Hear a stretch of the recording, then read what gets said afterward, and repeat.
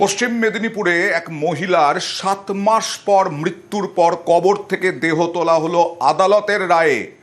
কেন 7 মাস পর দেহ তোলা হলো আদালতের রায়ে? কারণ এই মহিলার মৃত্যুর পর কবর দেওয়া হয়, দাহ কেন করা হয়নি এই অভিযোগ তুলে আদালতে বড় ভাই। মেদিনীপুর আদালতের নির্দেশ, মৃত্যুর 7 মাস পর কবর থেকে তোলা হলো ললিতা জানার দেহ। পশ্চিম মেদিনীপুরের পিংলার সুতছড়ার বাসিন্দা ললিতা জানা থাকতেন ছোট ছেলে বাগম্বর জানার কাছে। বড় ছেলে সুরেন কাজের সূত্রে বাইরে থাকেন।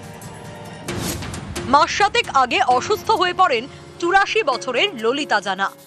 এবছর 5ই মার্চ বাড়িতেই তাঁর মৃত্যু হয়। অভিযোগ, এরপর মায়ের দেহ সমাধিস্থ করেন ছোট ছেলে।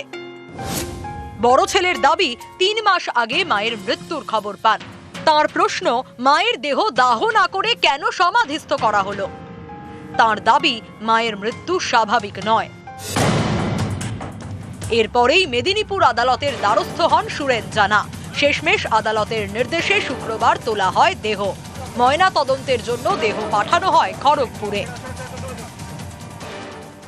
ওখানে যে মারা গেছে আমাকে কিছু জানাই, বাড়িতেই থাকতে। তারপরে যখন মারা গেল জানতে পারলাম ওর বাড়িতে লোকজন আসছে, কেবিন আসছে, তখন আমি গ্রামের লোককে সবাইকে ডাকতে গেছি। আমি চাইছি এটার সত্যতা জানতে, কিভাবে মারা গেছে এটুকু আমি জানতে।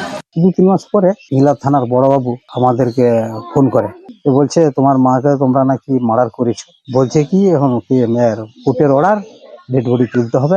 ওখানে কবর দেওয়া ছিল আমারই জমির সাইডে পোস্টমর্টমের জন্য। পিংলা থেকে দিগ্বিজয় মাহালি, নিউজ 18 বাংলা।